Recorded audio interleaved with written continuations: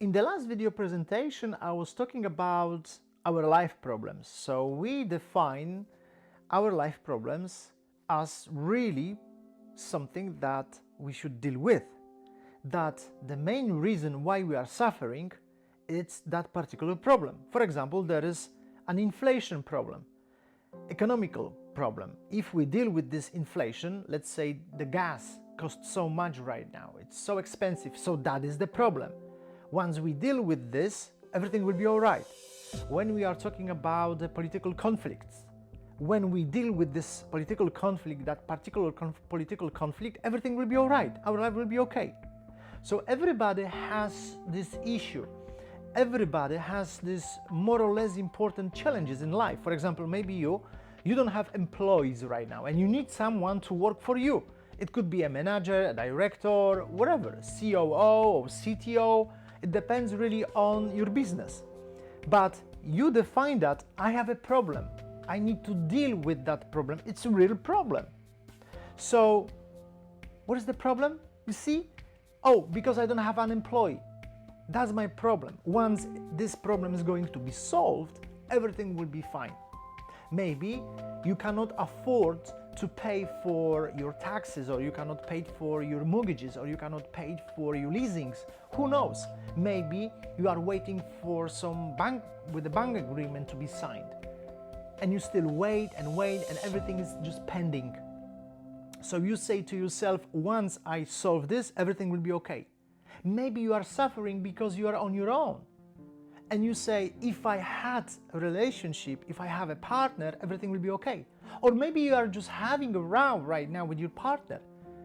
And your partner doesn't understand you, doesn't feel you anymore. And you say, that's my problem. Once I deal with that, everything will be all right again. But it's not. Because this is the way we really portray our life. That's the problem for us, but it's not. That is really the final effect. So what is causing these problems? Time, space, and motion. Our consciousness. Our consciousness is adding that problem, I would say. It's creating, finally, that problem. So even though we are going to deal with that, even though we are going to face our problem and we are going to solve them, sooner or later, shortly actually after, there is going another one, and we are going to suffer again. And then what? We will define this is problem again. But what created that? What had created that problem? Our consciousness, the particle that is within our consciousness, within the electron. Now, we tend to believe that we are the captain of our ship, right? That we have our own consciousness. And nobody else is going to really tamper with that or manipulate with us. We are not going to accept any other consciousness of another person. So, you know this picture, you have seen that picture before. It's illusionary background picture. And you know, for some reason, that for one person you are going to see the vase or two faces. Some person will see the face and some person will see basically the vase. Now, that is not an issue. The issue is that why don't we, or why we are not capable simultaneously seeing two pictures at the same time? Why you cannot see a vase and also the faces? Why not? Psychiatrist or a psychologist will tell you because we are limited, that your mind is limited. But that's not the case, of course. This is the answer when we don't have the answer. Someone or something is deciding for you to see, first of all, this picture, not the second one. And then back and forth. You know that, oh, hold on a second, first I see this. And then as the second picture you see that. And then you go back and forth. But finally, you have to make your mind. You have to decide which one you prefer, right? Now, I'm asking, who is choosing that for you? Why not A or B? And why not two of them at the same time? Who is deciding? You see, something or someone had decided for us. So we tend to believe that, and we believe and we know that everything has energy, right? Especially right now in this DNA of age of Aquarius, that everything has energy. Money has energy, right? Because it's paper, and then it's, although we are talking about cryptocurrency more and more, but there is this internal part and external part. Everything has this energy. So why people, for example, have problem with money? Everything has energy, right? Okay. And we say, oh, we have to meditate because this is energy and it's coming to us. So why are we having problems? Some people have problems, financial problems all the time, and some people don't. Why? What is the reason really? So imagine for a second, because we agree that there is internal and external energy within that money, but it's also within a clothes, within clothing, right? Within a food, within any conversation. When you go to a match or a soccer match or tennis match, there is also this energy that you enjoy. And then imagine for a second when we answer this question, why we have these financial problems, or at least we don't earn as much as we wished. Imagine that money is human being. You are a man, so imagine a woman. You are a woman, imagine men, or just one man or one woman. What would happen if this woman was the money that you desire so much? You just cannot live with them, right? You are addicted to it. And you know that you are addicted because this means everything and anything for you. You know what would happen? Maybe not after a day, maybe not after a couple of days, who knows? But sooner or later, I think after a couple of days, a wise woman would leave you. But how come? Why? Because what would you do with that woman? What would you do with that money?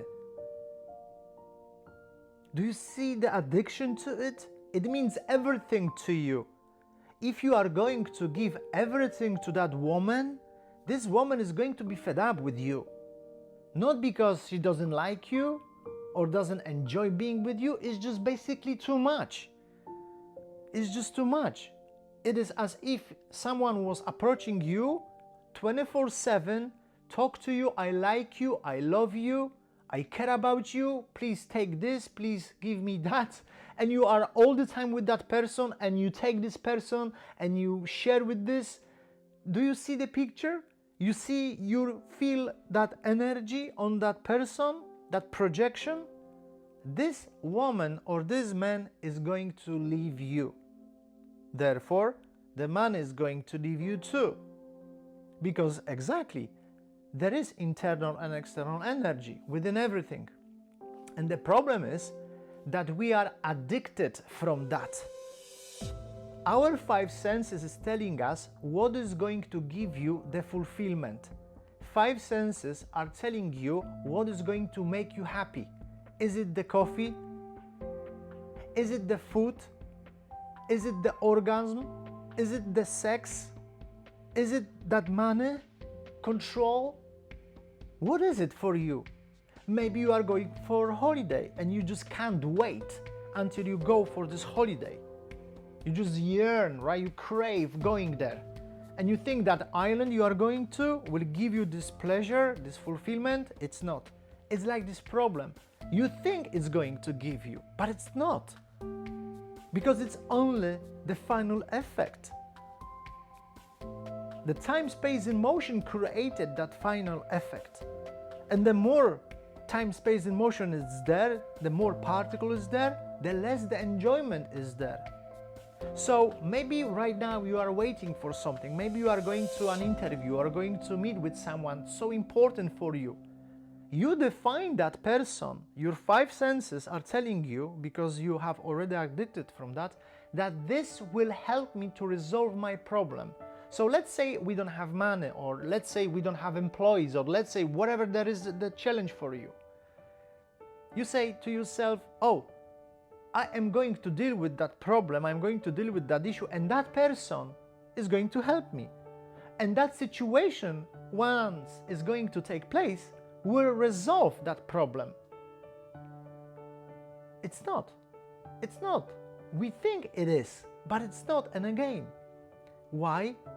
Because our five senses are telling us that once we are going to deal with this, my life will change. It's going to change. So imagine another example, that there is a person, let's say, that has a YouTube channel or Facebook channel or Instagram channel, whatever, and is selling over there. And what this person is thinking about life, it's thinking, I have my life under control. I know what is best for me. I know what is going to happen tomorrow and tomorrow after, and where I am heading with that. And what will happen, just hypothetically, if YouTube is going to be turned off? What happened then to that person? What would happen then?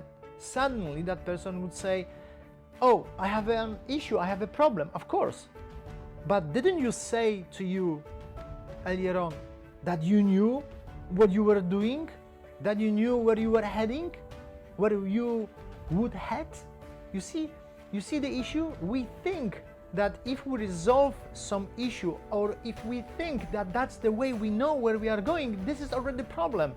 This is creating already time, space, and motion, because it is within our consciousness, this approach. We are addicted from thinking in that way. So there is no person really. There is no situation, there is no meeting, there is nothing really that you are addicted from that is going to resolve that problem. You think once it is going to be resolved, your life will be changed. It's not going to be changed. It's going to be even worse. Hopefully not. Because we use time, space, and motion. Our job is not to add time, space, and motion to begin with. And if we are not going to add time, space, and motion, if you are not going to add that in your life, wherever you are having problems, you will feel the difference. You will feel that something that is pending is not going to happen. You stop that process. So what will be the exercise today for you? The best exercise? Just think about it. What for you is the problem? And what for you the five senses is telling you, do this, do that, because once you do this, this will help you to deal with that challenge. That person, that meeting, these acquaintances, whatever that is, once you have this, you are going to deal with this problem, and this problem will change your life.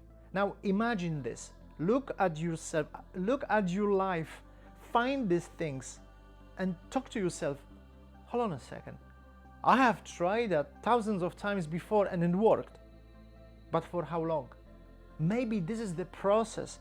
I am just creating more time, space, and motion. Maybe I should stop because I got addicted from that, because I did that before and before and before, and I had done that before.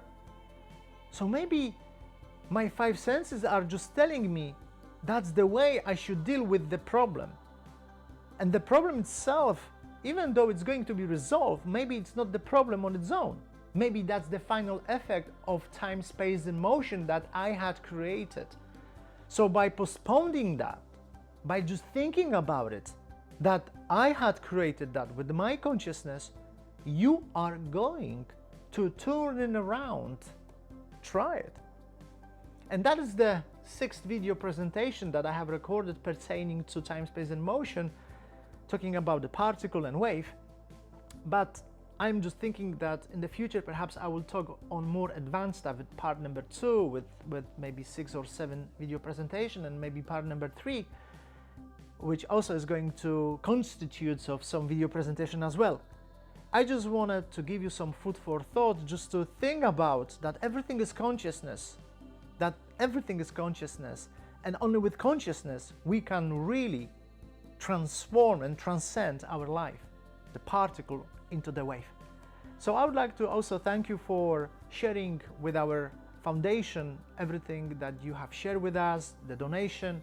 And if you have any problems or if you have any questions, just text it and I will try to answer to them.